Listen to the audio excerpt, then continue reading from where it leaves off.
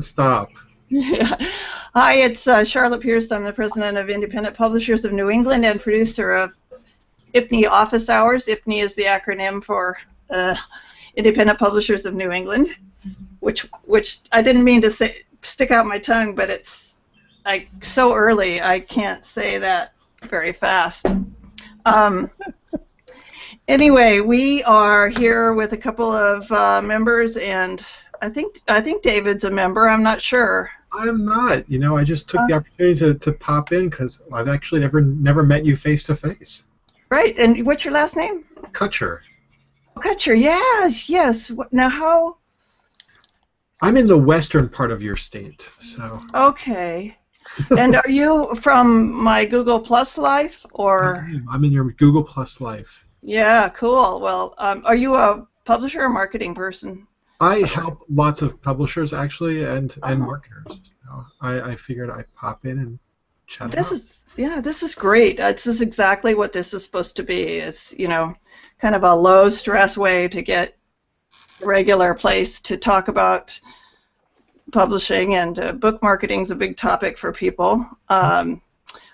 Also, we've been planning our annual conference, our 5th annual conference, and 2nd annual book awards at IPNE, and then we have, following the conference in September 25th and 26th, we have the New England Independent Booksellers exhibit and New England Library Association after that, and then the Boston Book Festival, which is a wonderful book lover event that attracts about 10,000 people to downtown Boston, and we have last year we had a really nice spot right by Boston Common, and it was a gorgeous day, and I highly recommend exhibiting at that. It's not a high cost, and we're still putting the exhibit together.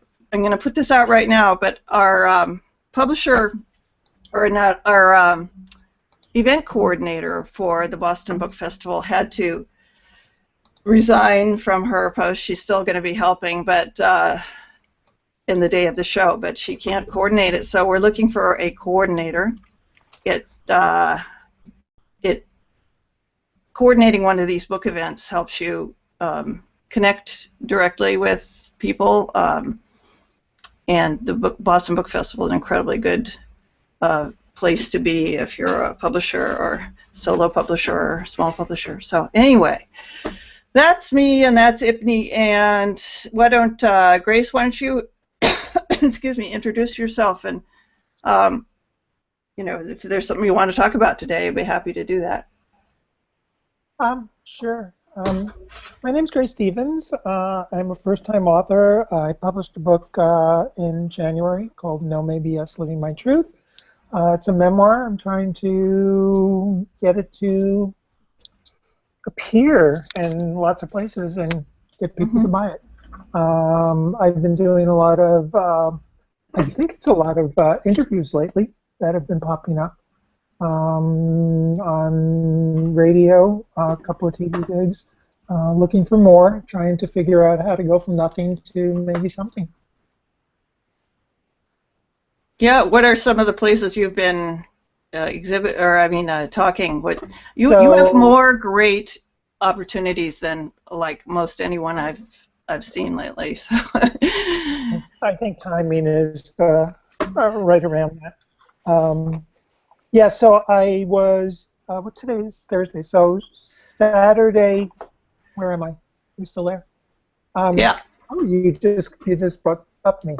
Yeah. Do you have a books page on Facebook too? Or I have a book on Facebook. I have the page for the book No Maybe Yes. Yeah. Okay. Yeah. Which would you rather I display, the Facebook or the? Doesn't matter. Okay. Doesn't matter. Okay. Yeah. So I love that old picture of me. I know. This is great. That's great. What, 5 years ago? That was 2007. Yeah. So that's in Sedona up on Cathedral Ledge. Mm-hmm. And there's a story about that in the book.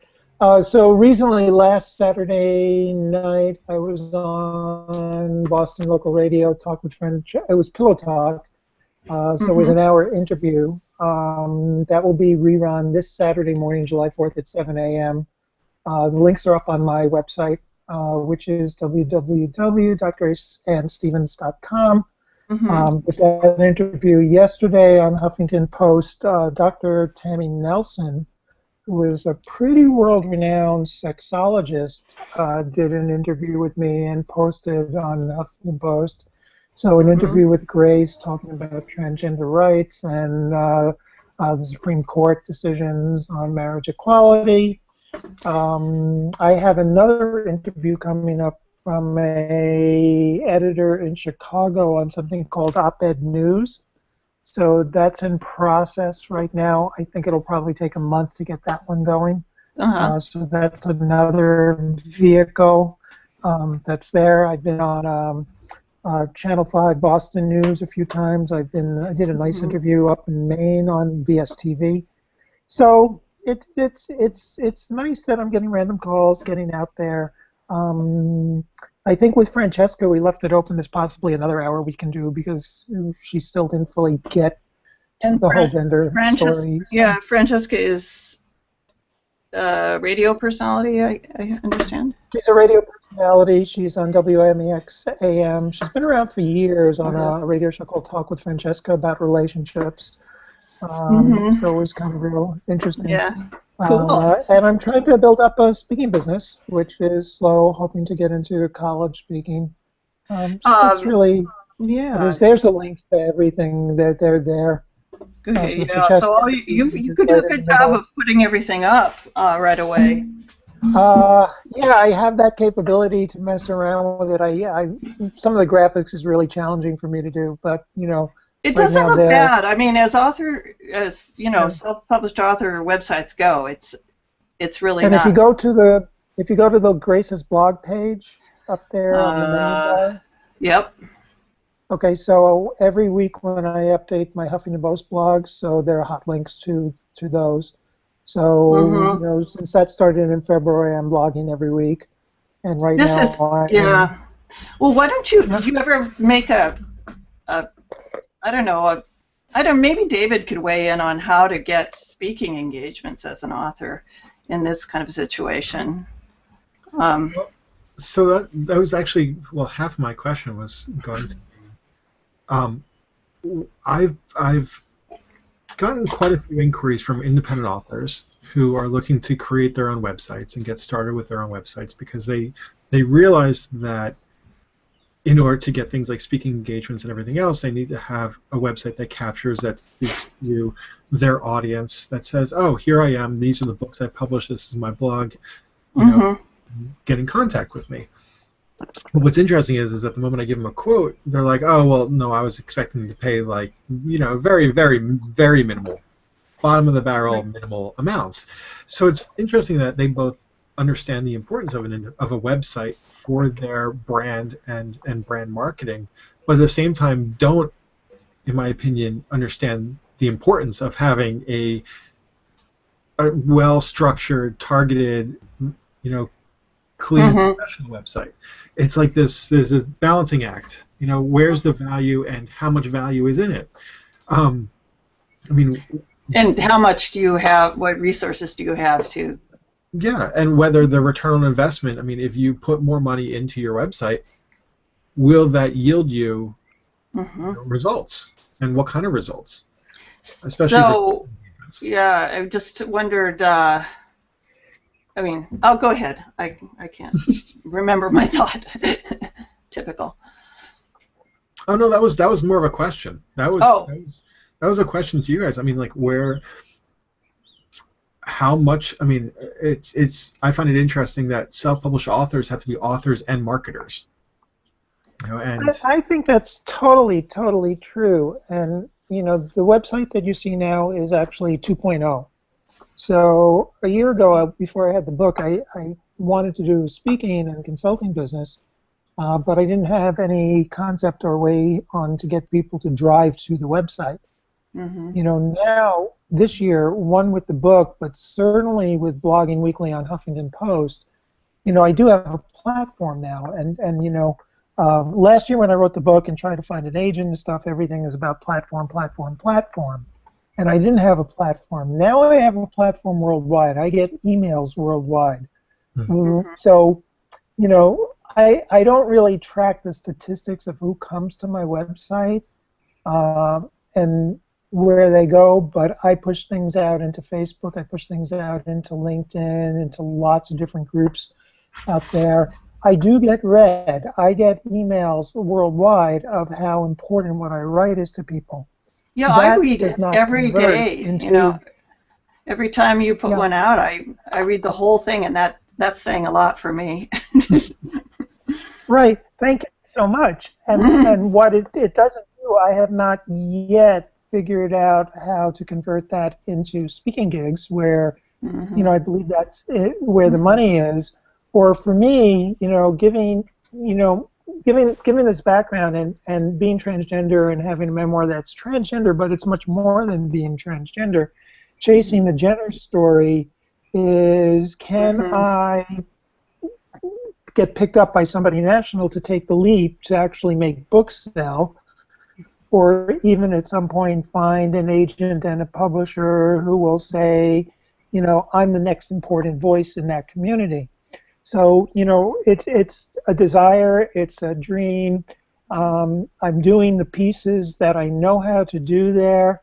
I've spent a good deal of money with a publicist this year who's got me some of the gigs that are there, but that's probably going to stop shortly. Do you think that's been worthwhile?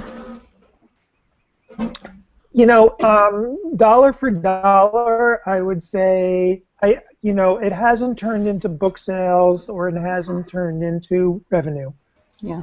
It certainly, she got me the NPR gig on The Takeaway.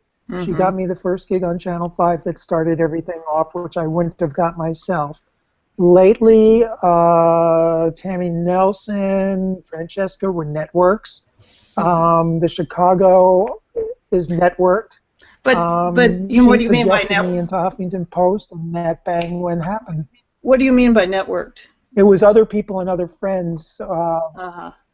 But it was other people, other yeah, friends have basically said, I know somebody. So other people are pushing me there. So I have friends. Those contacts might, I mean, it might be your network, but the website and the other gigs probably, you know, if they go to your site, that strengthens their decision to make. So this is something I can actually weigh in a little bit on. Absolutely, that one of the things in my business we do is we do a lot of Google Analytics consulting for clients. So we would help essentially, if you have Google Analytics installed on your website, look at the data and understand what's going on in the data, set up goals with you, both in the analytics, but help you also focus your goals for your website. So if one of your goals on your website is not just to get readership and sell books, but also to get speaking engagements, you know, looking at your website, going from the homepage, you know, with the exception of where it says in a bullet point at the top left, speaker, how would someone go about knowing that you're a speaker, or how to get in touch with you about a speaking engagement? You know, you're assuming maybe that there's that phone number and email address, but maybe they just want to fill out a form because it's 2 o'clock in the morning. You know, well, and you know, and then it's a matter of, okay, well, the person who is interested in hiring me for a speaking engagement, how do they first learn about me? So if you have Google Analytics set up in goal tracking, what you can do is you be able to say, oh, this person came in through this blog post and then went over to click and hire me for a speaking engagement. So you really are able to pinpoint that so specifically? Oh, yes. Not only that, but you could say, oh, it came from a Facebook share to this blog post. This person then read 5 articles and then ended up at this goal conversion. So you can see that and you can start tracking it. But then what it also allows you to do is start really focusing your website about and around the goals that you have set up for it. You know, and that's where I think that author, as marketer, as web designer, as web strategist, you know, sometimes maybe taking on too many roles at the same time. Well, I think a lot of us know that. I just, I know I'm not a writer, so you know. And I mean, it's a delicate balance, and probably with Grace too, because I I don't have enough money right now to hire a $200 a day, or whatever. Hopefully, as my books start to sell, I will be able to do that. I'm restarting my publishing business, and it's taking it's pretty hard, but it's happening. But so it's like, I don't know. Maybe not everyone is in that position, but I know a lot of our members are. Yep.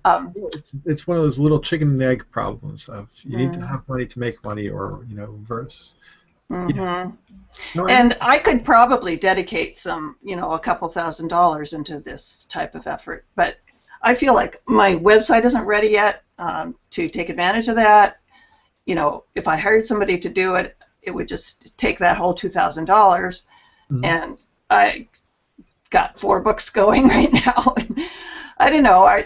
Grace, what's your thought about dedicating resources to this kind of thing? So again, the resources that I have been around the publicist, and that what I do know is that my name is out there. We've touched every mainline TV thing. That they're all aware of me. They just don't. I don't have that name recognition. So it's really the question there. So I've spent a good deal of money for 6 months hiring her, and I think that that money I'm no longer going to keep investing because I don't see where that return is. Where I want to focus right now is into the college speaking business, and I don't have clarity how to reach that. Right. So my game plan is Huffington Post, which was that doesn't cost me anything. It's just like write 1,000 words in an hour once a week, and I'm done. Well, it almost seems like you'd be a prime candidate for something like David's talking about, because you have everything sort of poised.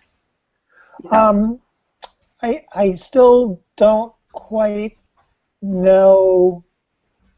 So within my website, if people wanted me, there is the contact Grace. There is a list of the service. There's a list of the speaking. It's not on the home page, but if people get past the home page, they can find me and do that. To date, that hasn't happened. So I'm not. If there were people looking that were actually saying it, that could give me information to target something. I just don't know that I have the right target yet. I don't know that I'm aiming in the right place to get what I need. And the one group, on LinkedIn is the NASPA group, which is the one of college administrators. That was what I thought it was, and I'm still not clear on where the target market is. And any thoughts on that's the biggest problem. David, do you have any thoughts on just a little do-it-yourself nugget on how to identify that audience and get ready to go for it? Sure. So one of the exercises I do with a lot of clients is to sit down and make a list of all of your target audiences, all the types of people, types of situations that you want to reach. Just make a whole long list. And the second thing is try to figure out and make a list of all the goals and action items that you want them to achieve for your website to be successful, whether that's you want them to subscribe to your blog, you want them to buy a book, you want them to hire you for a speaking engagement, you want to hire them for a consultation, what have you. And then every piece of content that you have in your website, evaluate it on one of those, on those 2 platforms. Is it helping them? Who is it helping? What's it speaking to? What's it trying to achieve? So is there a little grid that you use to? So I have this whole 3-way grid set up with clients, and it's really looking at audiences, their goals, why they're coming to your website, what they're looking for, and your goals and what you're trying to get out of them. And trying to align all of those things so that every time you look at a content, like who is your homepage speaking to? Is it speaking to all these different groups, and is it giving them an action item? What are they supposed to be doing next? Or is it giving them too many action items? Or when you put out a blog post, what type of user is that blog post speaking to? And then knowing who those users are or audiences that are being targeted with that blog post, what are they trying to achieve by reading it? And then what are you trying to achieve once they come and read that blog post? And so it's instead of just putting out content, it's looking at content strategically. that Yeah. every piece of content has to have a mission for the audience and a mission for you. Yeah, And I yeah, know. I've read your stuff on somebody's echoing. Do you have a headset, David? no, hold on. Just when we get more than two people on, sometimes it starts echoing. But yeah, I mean, it'd be cool if we could get. Would you give our members like a consult or something? By all means, I actually Yeah. have a free consult set up. The link is over in the chat. Mm-hmm. And people can basically just book a session, a 15-minute session with me, and usually in that 15 minutes we get a lot done. Yeah. What do you think you could offer, like IPNE members? We have about 150 around New England. Is there anything extra that you could? You know what? I don't want to.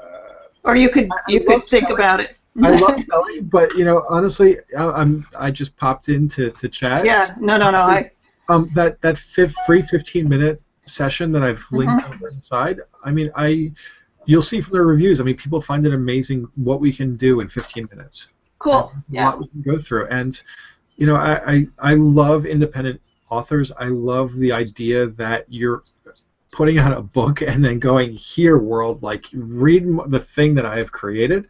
Mm-hmm. And I think that there's so much that could be helpful in helping authors make more of that and more of that energy they put in, especially as they're more often than not doing it all themselves.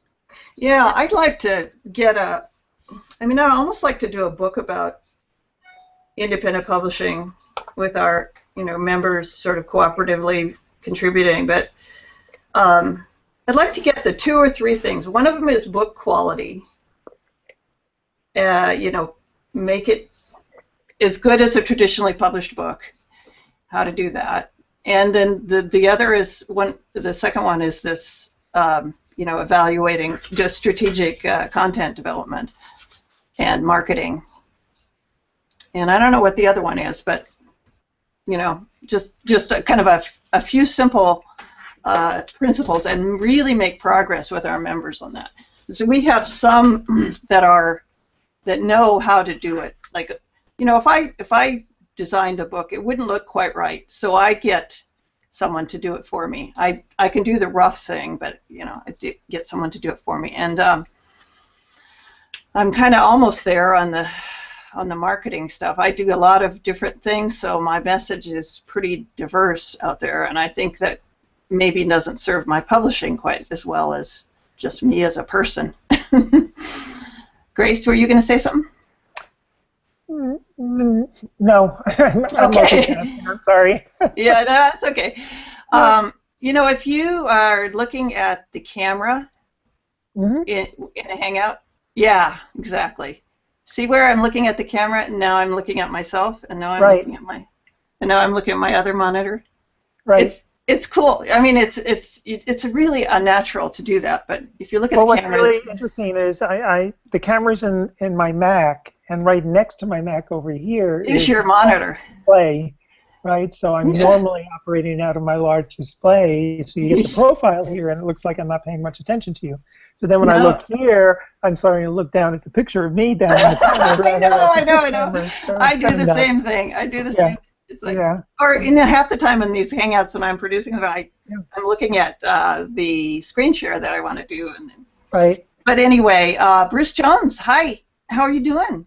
Hi. I was thinking 10:30. I was looking for the invite. So.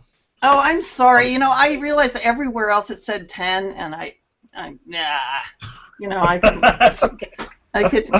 couldn't deal.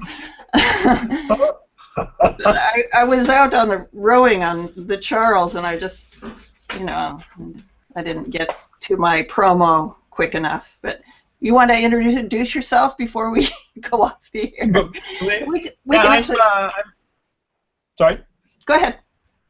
I'm Bruce Jones from Bruce Jones Design, and have been publishing lots of different books, and had just launched 3 new books, 3 mandala coloring books that I put up and been doing. My big thing lately is doing some live online coloring book Google Hangouts, just to kind of test Google Hangouts more. I saw that you were doing those. and I couldn't quite get it together to download the printable coloring page. But That's right. So were you the one up at Barnes and Noble doing the No, color? no, no, no. I was just doing all my stuff is online. But yeah, they have a huge display. Barnes and Noble has gone full in on coloring book. I think I saw about 100 different coloring books now. Where So are your they, books? Oh, they your did books. I'm sorry, they did an adult Oh. coloring workshop the other day with mandala stuff, I think, over the weekend or a couple of weeks again, where people could come in and do adult coloring. Let me just grab a couple of my books here. Yeah, and I've been testing, just trying different things. Yeah, these were this is one of the books, and they're just coloring books, and I did 3 at the same time. So, and then I've been testing doing Google Hangouts like this, and then coloring. If you go on YouTube and look at coloring videos, there are people who just sit there and just color online.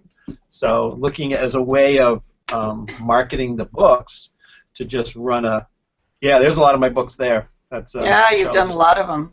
Where are the mandala ones? The mandala. Go to mandalahappiness.com. Oh, That's the blog. You do a separate website for each book. On some of the books I do. Yeah, the music books I have a separate website. The map books, and then this has sort of been what I've been trying to focus on for these books and give them up. So I've been running. That's the promo stuff. That's a really nice looking page. I like, here are your action items like David was talking about. Here's what you want people to do when they come to the page. Right. And I put this out through I set up a Facebook group called Mandala Happiness. I've been pushing it out through my Twitter feed. I've been putting all these books up on Pinterest. I'm just trying all the different social media. And do you do a lot of analytics? I look at them a lot. I mean, one of the reasons I like the Google Blogger platform, one, it's free and it's really easy to set up, but they have a nice little stats package in there that's sort of a mini version of Google Analytics. So I can look at that. Oh, this is Blogger. Yeah, this is Blogger. Yeah. So you've connected your domain name with Blogspot. What I did is I just register a URL and then I just forward it to the Blogger blog, so I don't have to sort of set up a separate account for each one or hosting or anything. I just are you seeing a lot of people visiting this like after your video sessions and stuff? Not yet. Yeah. Okay. But I'm trying. I'm pushing out in as many different places, and do you have any consult on it? We're trying to, we're talking with David Kutcher about this, getting someone expert to do that, or do you just kind of rely on your own instincts more? Or? I kind of rely on my instincts and just years of doing it. My acoustic music TV site that you've been to before, that's been very successful in promoting my music books. Okay. So that gets about 8,000 views a month. Do you have little templates or strategies that you use for? I do. I've been making some videos. I'm close to releasing my How to Publish 7 Steps to Publish Your Book course, and I've been recording. Actually, for this mandala book, I've recorded. I've recorded videos on all the different marketing steps. So most of them I have at the moment are up in in my Facebook group. I put them in the Facebook group, but I'll put them in the course. So I recorded making the blog and using some of those. So it's interesting what people like, what penetrates your awareness. I mean, I think what penetrated my awareness about you was that thing that you did with your phone for a book trailer, because you did like the 30-second book trailer, and it was like amazing, and just because a lot of our did you see the new one? I just re-recorded that. I'm just gonna put it. actually, let me see how to. I just re-recorded it and posted it in my the Facebook group. Oh, cool. How? So I'm going to put it. I'll put it right now. So just for the other people there, I just set up. One of the best things I've done for building the platform was making the. Actually, it's the top post. Actually, no. Let me put it. I'll move it to the top. Pin it so it goes to the top.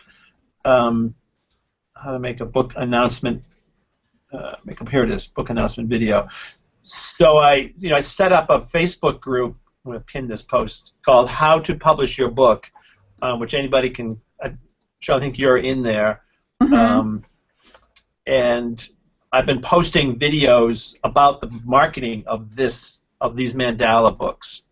Yeah, which makes it really useful. I often repost them on the IPNE Facebook page because they're really right on target for a lot of our members. Yeah, and that's what I've been doing. So and these are all will end up being in the course that I'm working on, but I've been trying to put them in the group and people can see it. So I just put I put the new one I just did on using an iPad, and I show kind of how I made it. So anybody can come into that group, how to publish your book, and so I just put it at the top so people can see it. So cool. Yeah. Well, was there anything else? What else has been going on in your Bruce Jones world? Well, one of the things that I noticed is I switched cameras. So this is the Logitech 920 camera. I'm so much more pleased with it than the iSight camera that was in the Mac. Yeah, I was going to say that is. Oh, I just switched mine to better resolution. Let me see yours. Yeah. Yeah, so it's still kind of weird. It's a little bit fuzzy. Do you like David Kutcher? He's got this best, I think, and then Grace is kind of a little dark. So I'm on DSL, which we're not able to have. So I think that's part of the reason too. So at least my camera is now better. Yeah, it definitely is. I switched from DSL to cable, and it's the upstream bandwidth on your DSL is keeping it from being high res. Oh. Right. Yeah, because of the bandwidth, it has to downshift. And Grace, you could use some front lighting. I think that would. Yeah, there's no lights in my apartment right now, so I'm just. We'll get one of those shop lights with the LED, Anyway, on or something. Yeah, will you all promise to spread the word about this, because this has been one of our best discussions lately. It always surprises me how I don't know who's coming, and then wonderful people come, and the discussion is incredibly good. But I think it's really useful for people, and if anybody's interested in learning more about independent publishing, we are having a wonderful conference on September 25th and 26th, and we've got people from Shelf Awareness, Publishers Weekly, Ingram, Lightning Source, Forward, a whole bunch of great speakers and workshops planned. So John, how late do you run on the 20? I have an event at nighttime on the 26th. How late do you run? Not late, till about 4. All right, okay. Yeah.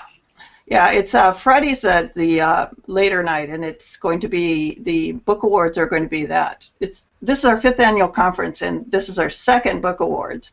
So we have a whole, we have people.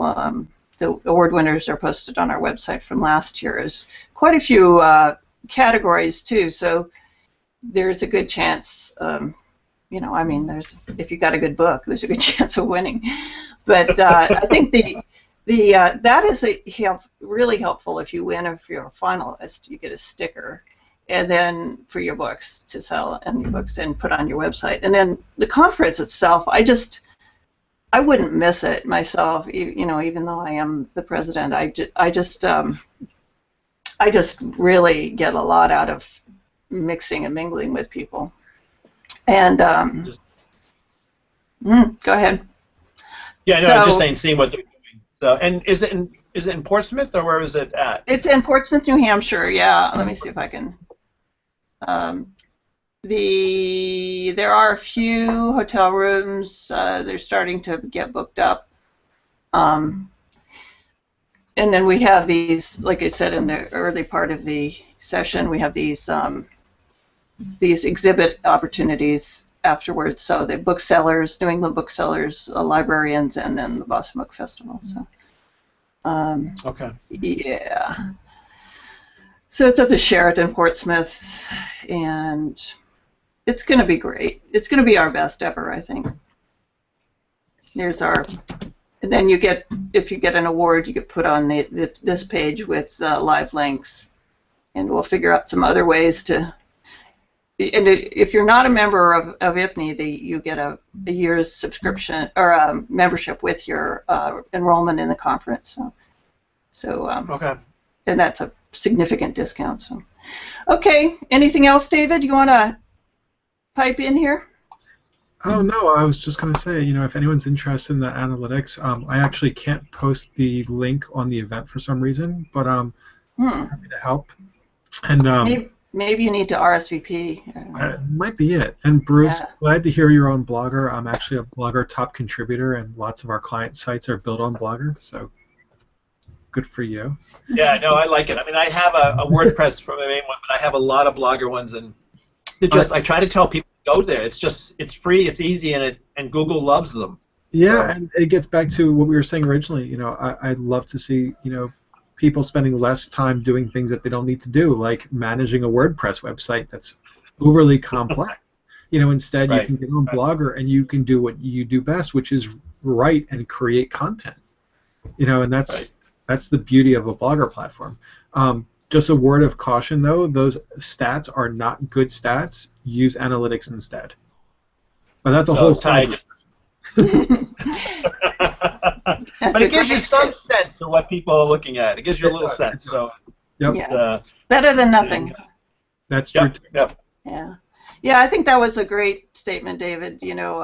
Keep it simple. Don't.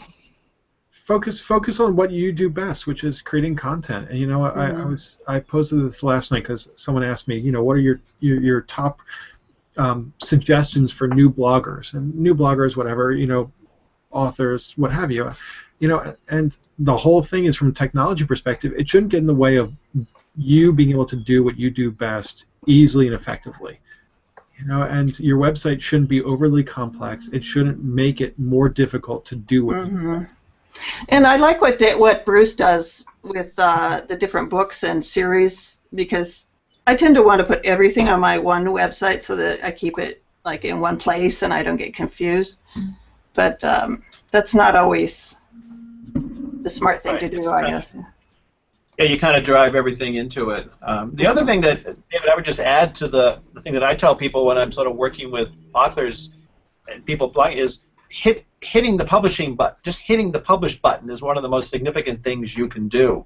And just that transformation that comes from hitting that button, then re-looking at your content. And people are just often so afraid to push that button. I release a lot of stuff, and sometimes you go, oh my God, what did I do? But half the time people don't know what came before. They just know that, they're not going to call you to the carpet about, some mistake. Nobody calls you up. So yeah. But you understand what you should have done the moment you push the button, and then you can go back and fix it, and it's just such a powerful. Yeah, I think that fear, overcoming that, is a huge thing. I mean, I'm an intrepid techie like you. I'll try anything, and it doesn't always work in this organization because we have people from a variety of technological experience, and some are multitaskers and some are sequential people. But it's fun. They're all good. They're all interesting people. But Grace, anything else you want to add before we sign off? Well, one of the great teachings is the universe rewards action. Yes. I don't like. You never know where it's going to come from. Right. And it was Duke Ellington or B.B. King said, "I don't need time. What I need is a deadline." That's my offering for the day. Okay, thank you all. I'll end the broadcast and go to ipne.org for all the links and things that you need for this. Thanks, Charlie. Great to see everybody. Thanks, David. Thanks, Bruce. Bye. Thank you.